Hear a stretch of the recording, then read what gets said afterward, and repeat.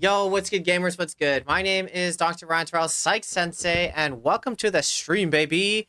We're bringing back Rants, and today, what I'm ranting about is why you're hard stuck. And if you want to get unstuck, please visit my website, psychsensei.com, and while you're there, please fill out a free consultation form, and you and I can sit down and figure out your win condition and start working towards it today, baby. Or at least see what's kind of going on, or if that's the right direction, or if there's other things that might help you more on your journey of esports, mental, or all that kind of good stuff. While you're there, please follow me on Facebook, LinkedIn, TikTok, Instagram, YouTube. I guess all of Blue Sky, all of it there can be found on my website, psychsensei.com. So today, what I'm going to be trying to be doing, I'm going to be practicing handwriting and discussing a little bit about why you stuck, what might help you get unstuck, and all these kinds of things. And the reason of why you're stuck where you are might surprise you. And as always, this is a conversation. So if there's things that you want to talk about, or if you want to discuss why you're stuck and how to get unstuck, yo, this one is for you. So let's jump into it. Okay. So maybe we write this down.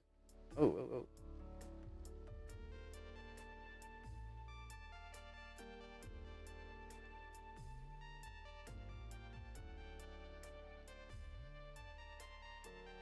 So people get stuck all the time. Whoa, why is there a square here?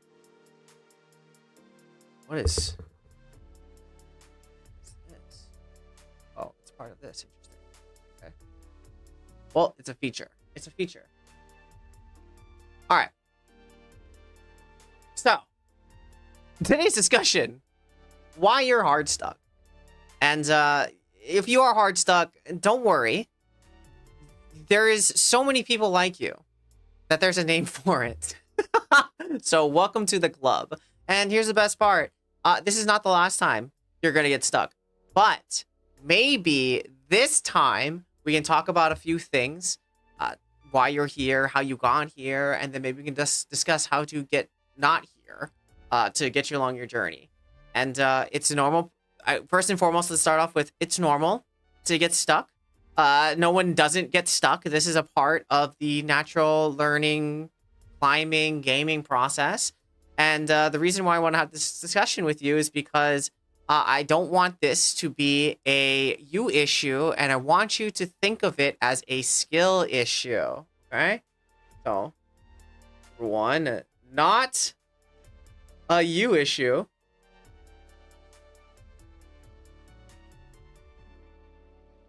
It's a skill issue. The reason why I want to make sure that you understand that it's not you and it's a skill, because everything in gaming is a skill. Whether it is climbing, whether it's shooting, whether it's positioning, whether it's understanding, all of these things are skills.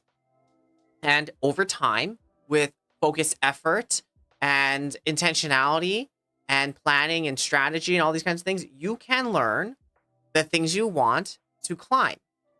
Now, it may take you a little bit longer than others, or you may need to do things differently than others, or it may not be the way that you think others learn, but hey, you know what? That's your own process. So again, with focused time and effort, and a little bit of money goes a long way, you can learn the skills necessary to grow, to climb to wherever you want. Now, are you saying, Ryan, anybody can become pro? You know, from this perspective, sure. Anyone can become pro.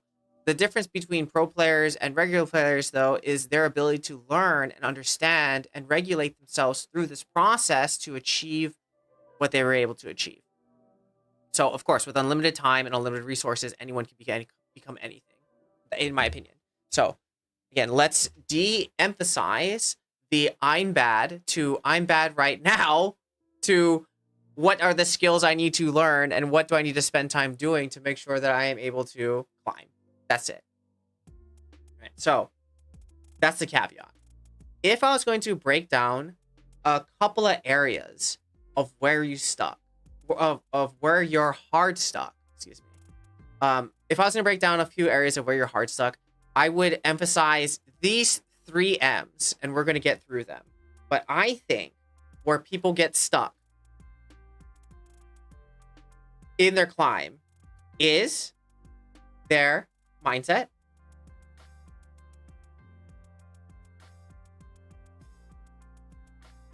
that's 1. 2, mechanics. And number 3, they're mental.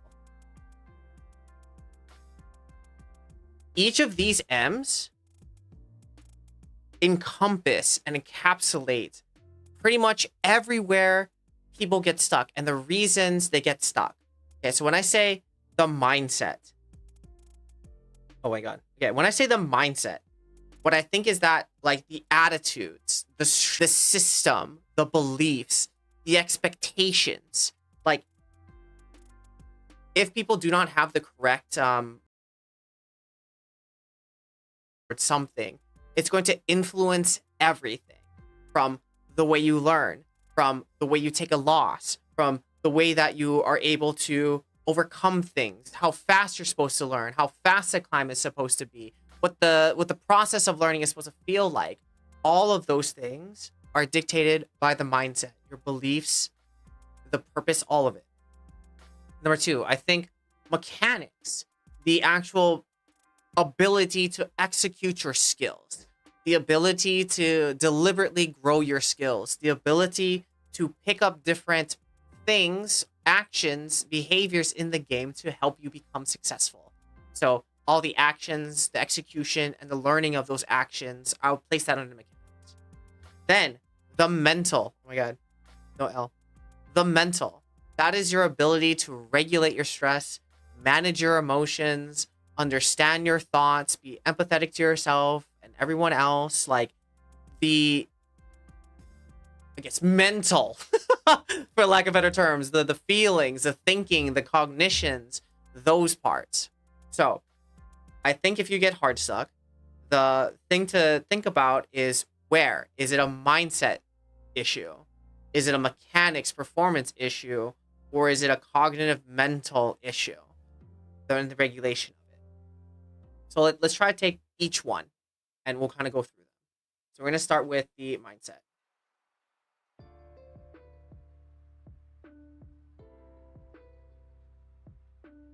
I guess this is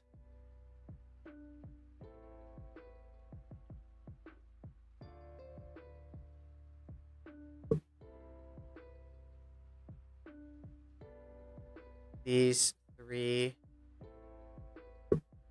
areas. Okay. So mindset. Mindset, again, I would, if I'm going to define my terms, I would say this is attitudes,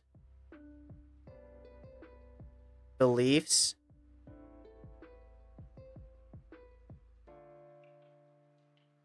expectations. So the mental model of how something is supposed to be.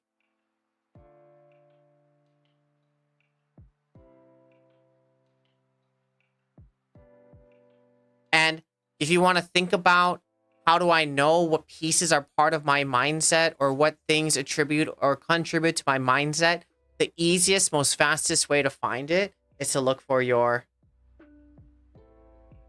shoulds. Your shoulds, when you think about and when you say this word shoulds, you literally have defined your mindset, or how things work in your mind, or allow a limit or a boundary of your mindset. Because the shoulds, it comes from the expectation things should work like this, and the expectation comes from a certain belief. And I guess under here too, you can write value, and that dictates your attitudes towards that thing, or how you behave around it, because of your expectations, beliefs, values added towards the thing. Thus your should.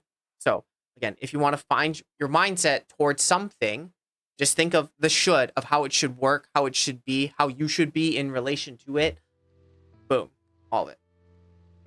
Also, what's really, really important about your mindset is that it dictates your purpose.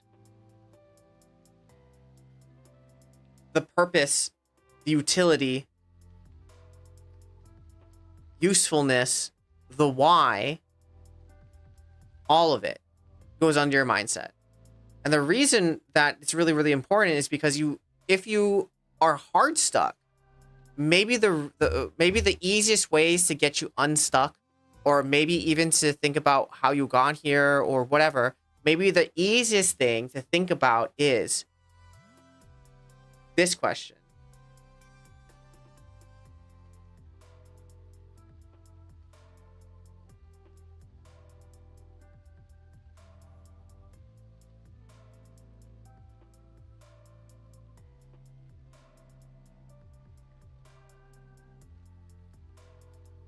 All right. If you were to think about gaming from a different perspective, if you were to think about gaming as not something that you do, if you think about gaming as something that's going to take you somewhere like a magic carpet, where would it be? Is gaming going to take you to happiness, to connecting with friends, to being on a team, to playing competitively, to a job, to money, to where is this thing? Because if you do not know where that destination is, you're more likely to get caught up in the emotions. You're more likely to do not congruent things. You're more likely to get frustrated and tilted because you don't know the purpose of why you're playing.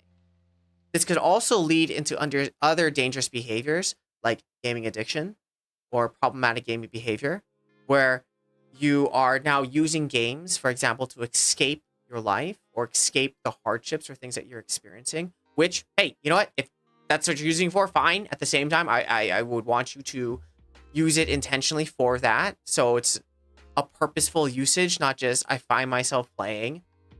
So if gaming was not a thing you did, but a destination that's going to take you somewhere, what is that? Because that's going to set up the rest of your journey.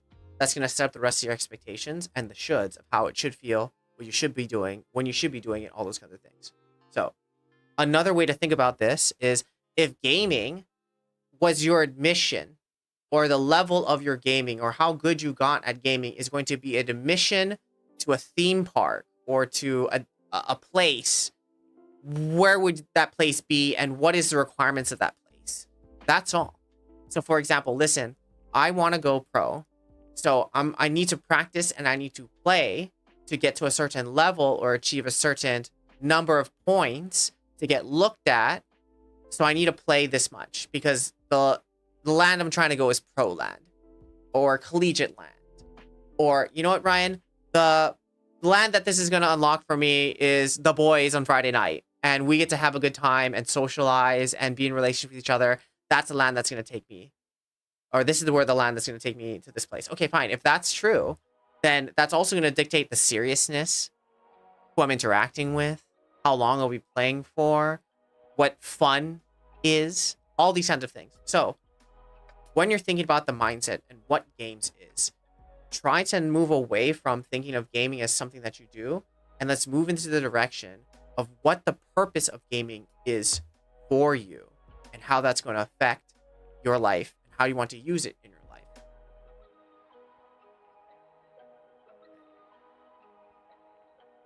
All right. Other questions that you can ask yourself.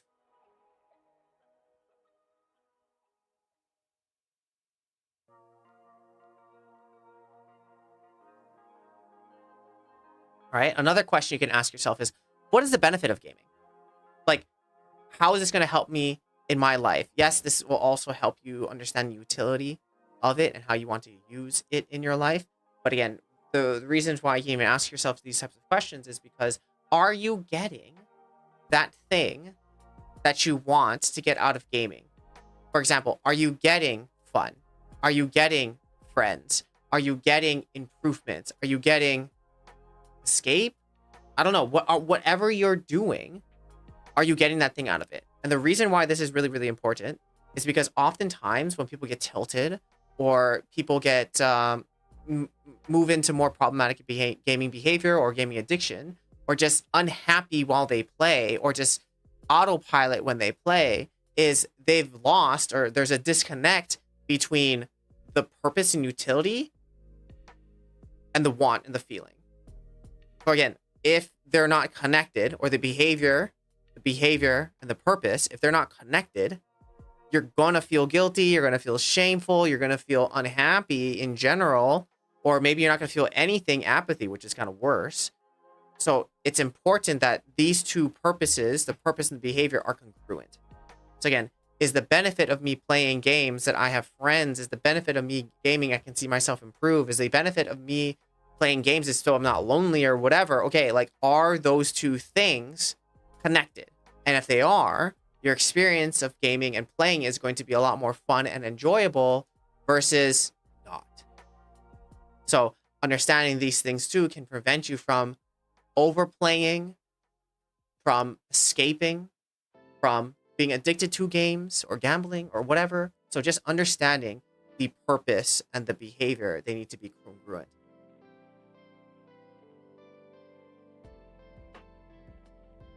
Okay.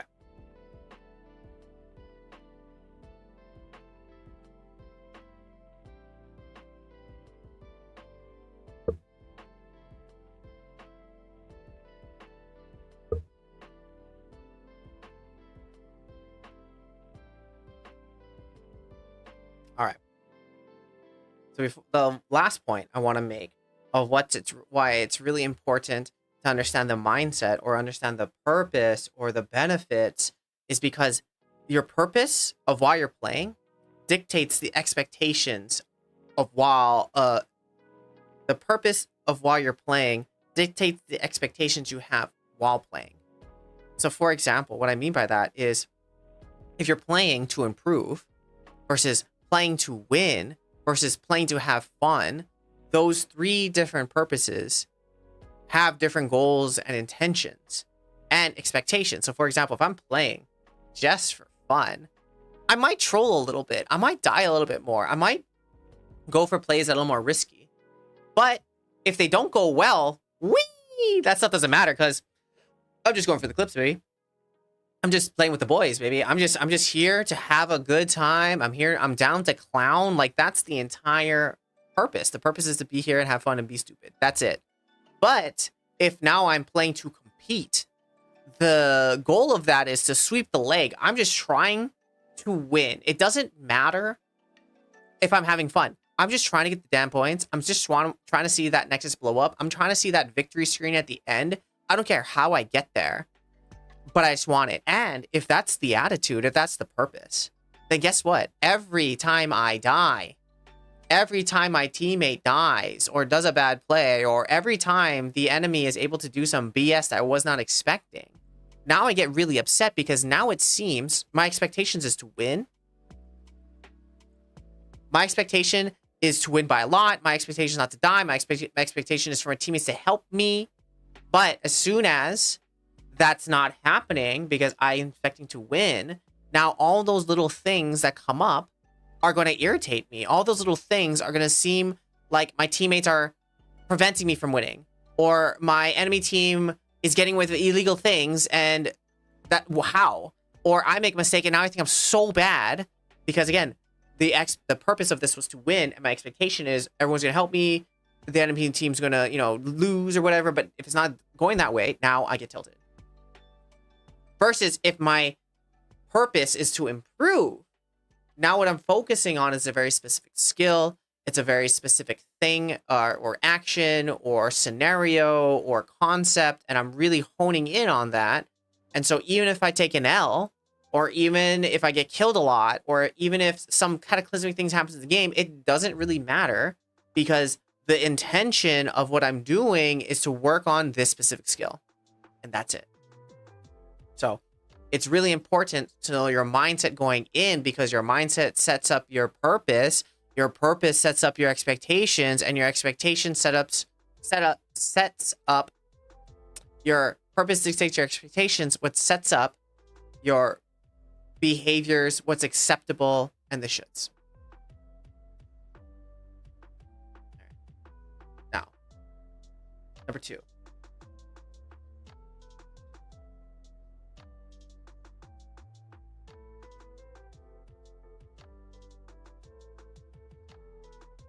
Mechanics. Right. This I feel like, is one of the most or the most or most ever overemphasized thing. Like, it is so tilting sometimes to hear how much players emphasize mechanics and their ability to execute the mechanics. And even so, one of the most tilting things to me is when people say, I'm in my 20s, I'm washed. Why? Because I cannot react or perform my mechanics as fast as some 16, 12-year-old. And it's like, okay, yes, you may not. And the research does show that as you get older, it drops off by like milliseconds.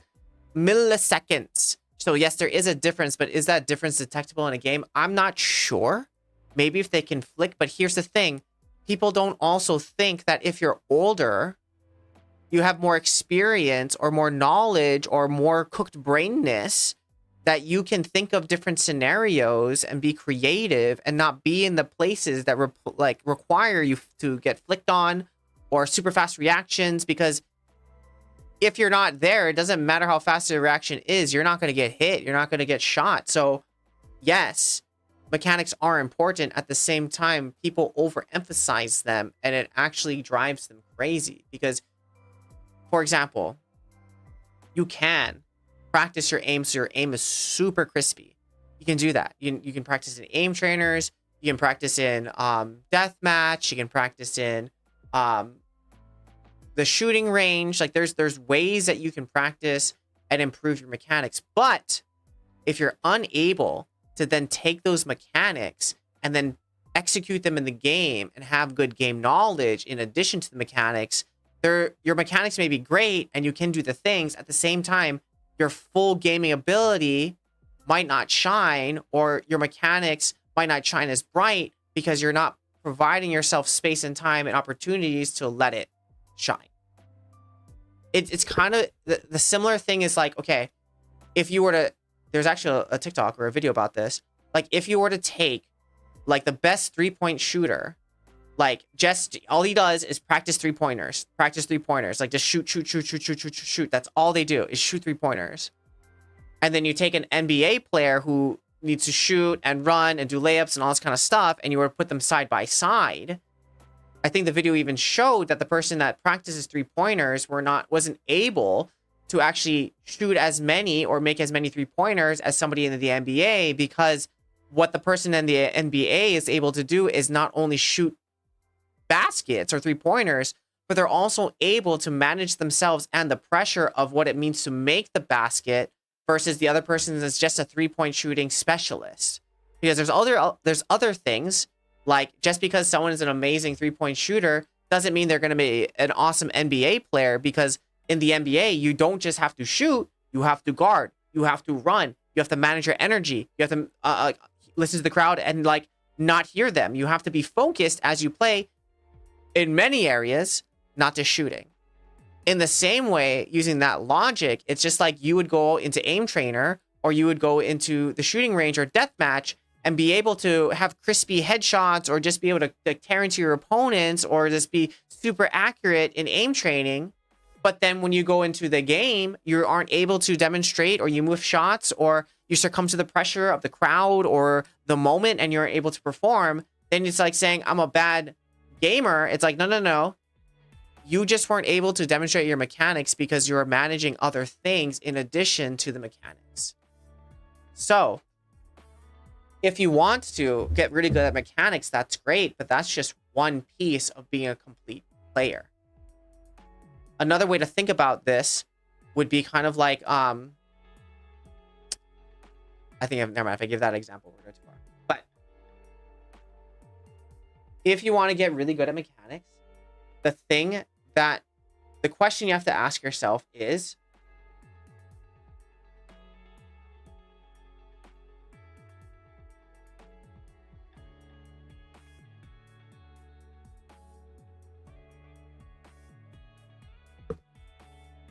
you have to ask yourself, what is your relationship with learning?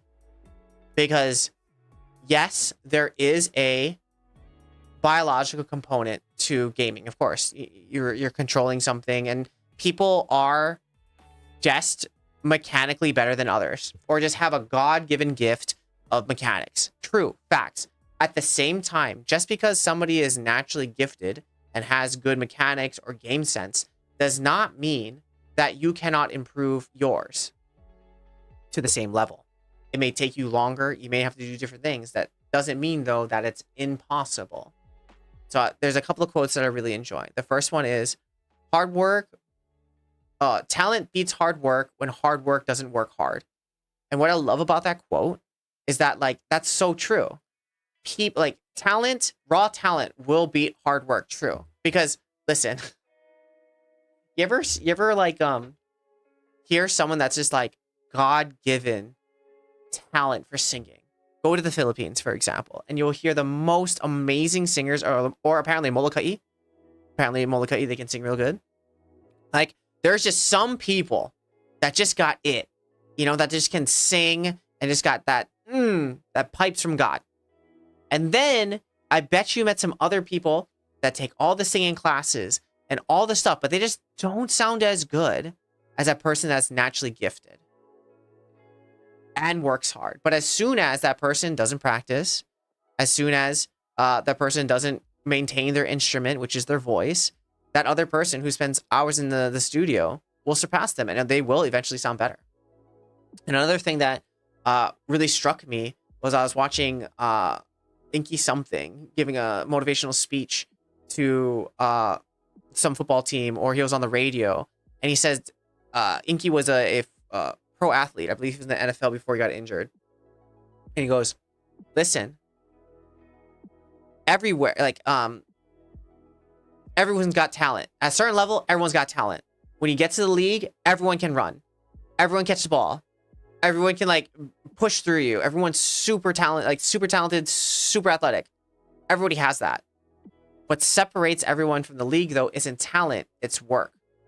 Because even if you do, like, this math problem, right? If talent in that's player A equals talent in player B, they both cancel each other out. So now they're just A and Bs, right? But what makes them different is this X factor, and this X factor is work. Like, that's it.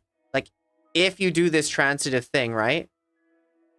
You cross out, you just divide by talent, but it's not talent, it's the work that makes everything different. And that's so true in gaming. I've seen it myself. When you go to the pros, bro, everybody can shoot. When you go to the pros, bro, everyone can play all champs, or most champs, or the meta champs. Like, at a certain point, it's all the same. They can shoot just as hard. They can play just as many champions as you. The difference is work. We put in the hard work. But here's the thing. Work is different for different people. So, for example, for you, work could be playing more. You know what? Playing solo queue could be your work. Others could be watching VOD. Another could be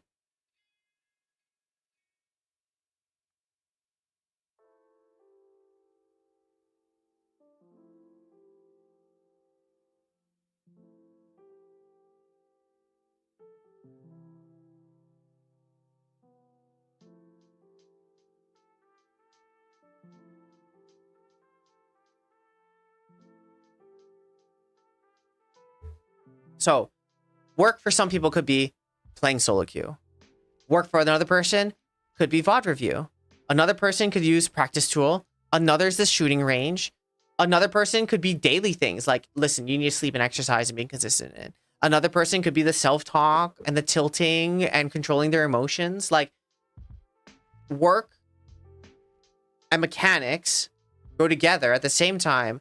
When we talk about what the work is, it really depends on what type of work you need to get better.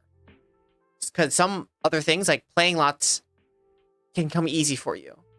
So that's not the problem. You don't need to work on that. Maybe you can play a lot of solo queue, but you never review your games. You never review your games because reviewing games is boring. and it's tedious and it's time consuming. Okay, maybe that's where you need to work. Maybe that's really, so you gotta spend some time. Maybe that's where you gotta really do this learning process. And why I go back to what is your relationship with learning is because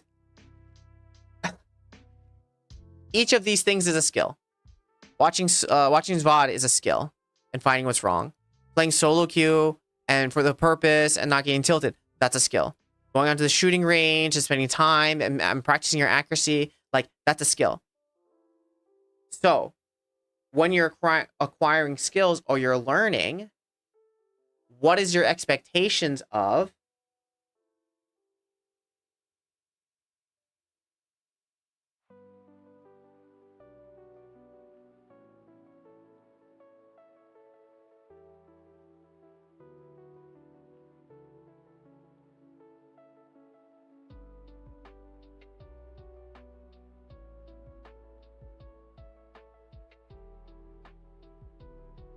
so when you're talking about learning and expectations, because what I'm thinking about when people learn things, they often get really upset at the speed or the rate.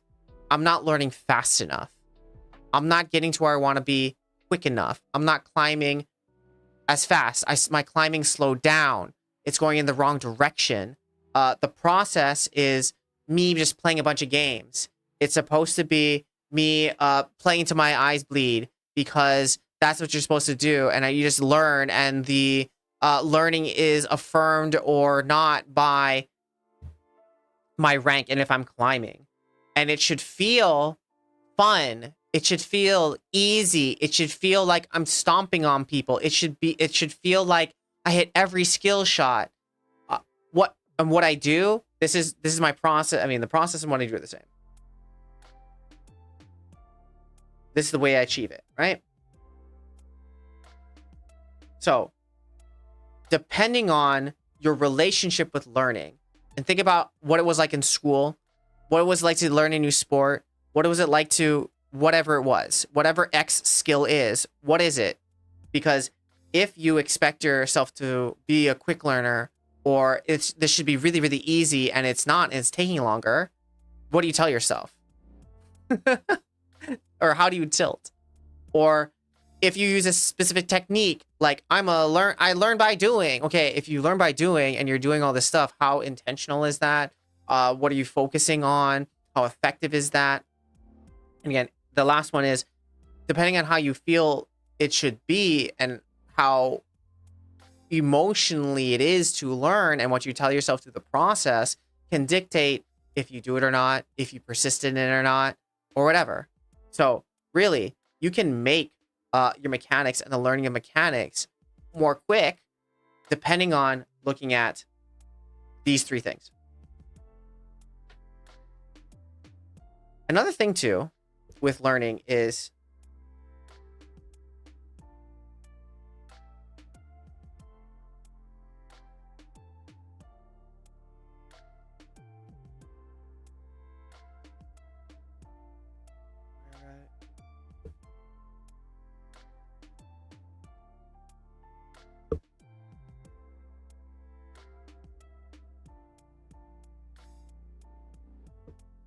all right. I think the most important thing is whatever you do, the mode must match the mission.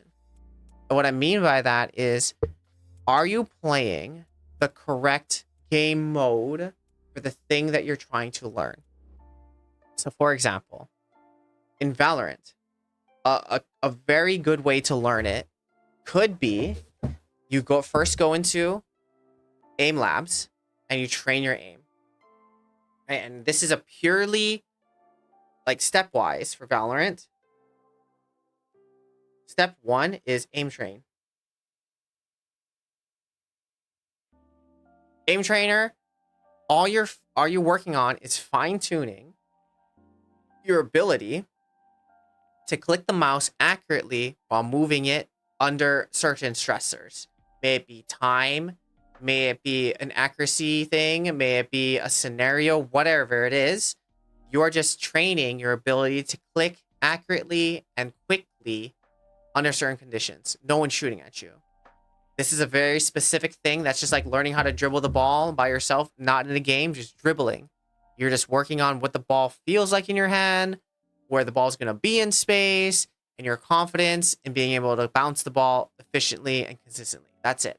A controlled environment. Aim training. Then number 2, if you wanted to, you could move to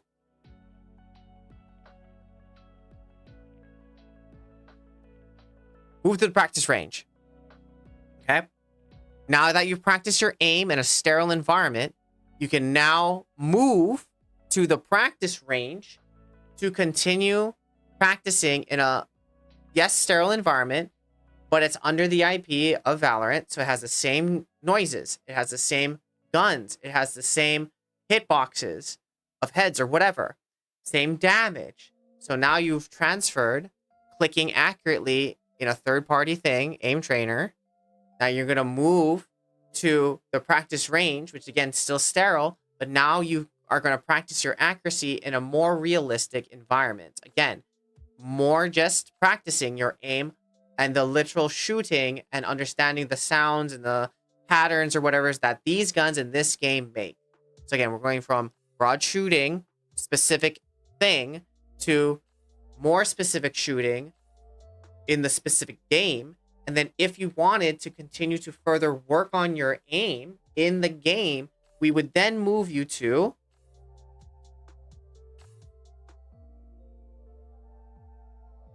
DM. All right. The reason we're going to move you to DM after the practice range is, okay, if we're still working on aim, we're now going to move you to DM so you can practice your aim in a less controlled environment with people or bots that shoot back with the same guns that you want to practice in real time on a specific map within the game. So now we're introducing more variables while still practicing our aim in a more live scenario. And again, we're still practicing aim number 1. Sure, we can still practice the map, sure, but we're more so practicing our aim using specific guns at moving targets. Again, more variables from the range. The range wasn't moving, but now with these targets that shoot back, more variables. Then we can move that. If you want to go even slower, you can move that to an unranked match where now we're introducing the aim. Now we're introducing the map. Now we're introducing the team dynamics, but there's no pressure of points. So again, another way to think about this is increasing pressure and variables over time so you get the exact thing you want. I'll write them down afterwards. But you play unranked, it's like the game, just no pressure of points to win or lose. So now if you wanted to do this one, you can practice your aim or specific agents that you haven't played before or play often. So now you can learn the kit of the agent in addition to the aim and the map with no pressure. And then the fifth step could be ranked. Now by playing ranked, all right, now I'm going to add the last piece, which is the pressure of points, in addition to the agent and the agent with this team comp, and then the gun, and then the aim. And then, well, I mean, the sixth step, if you want, is comp. And comp is a different game than ranked because you're playing with people with full communication and more information that you can integrate to play together. So, if you want to break it down, this is just aim. Then the next one is aim in game with specific gun.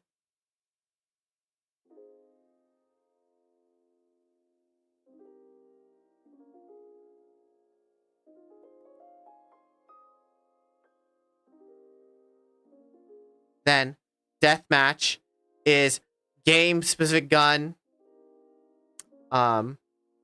Game, gun, and movement. with map. Then unranked is... Actually, should I just... you're assuming that all these things are being built upon each other. Let's just assume that, okay?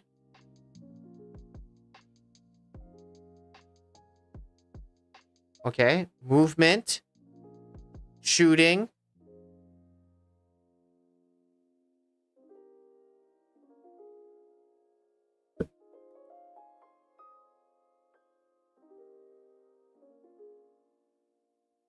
Okay. Unranked is agent and map. Agent, team, map. Rank is pressure, points, and comp is comms, team play.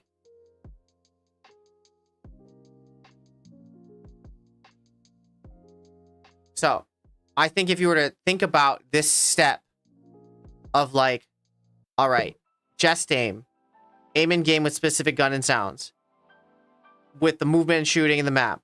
Now I'm working the age of the team in the map. Now the pressure and the points. Now common team play and coordination, right?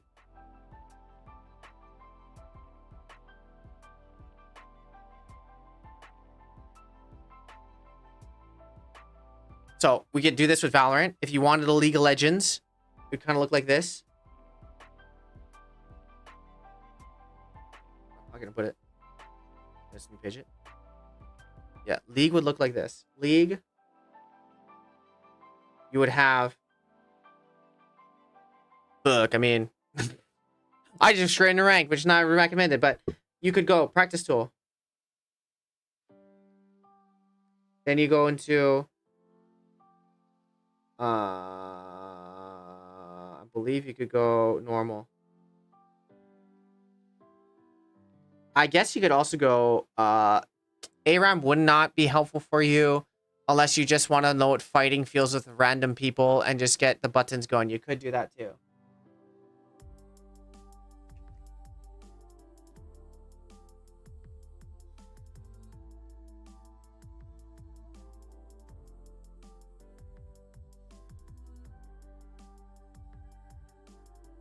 Kind of junker, I think, for League of Legends, because League of Legends is very not friendly, I would say, to training. But if you were going to train, you could do something like this. Right? Okay. So, with practice tool, you pick a champion and skill shots. Or combos. I mean, if you wanted to, you could practice other things like wave management, fighting with bots if you want to, or if you just want to hit the dummy.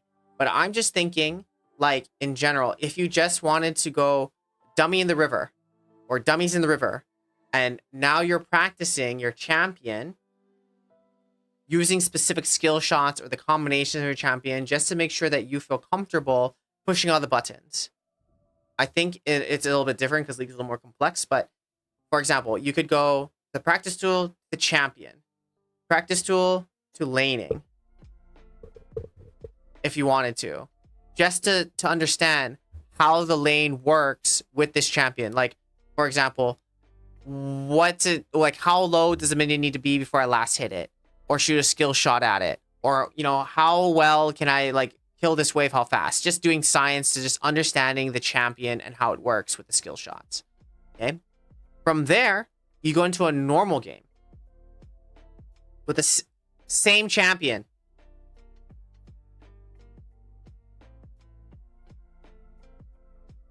Same agent here too.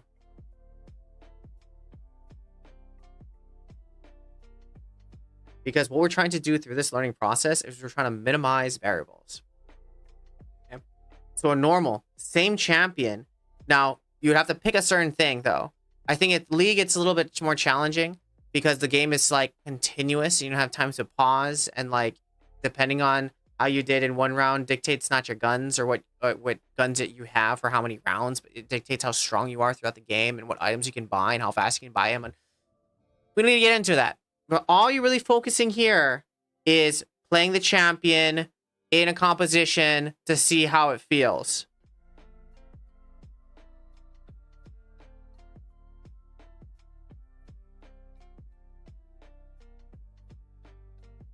This one you can break down into phases, I guess.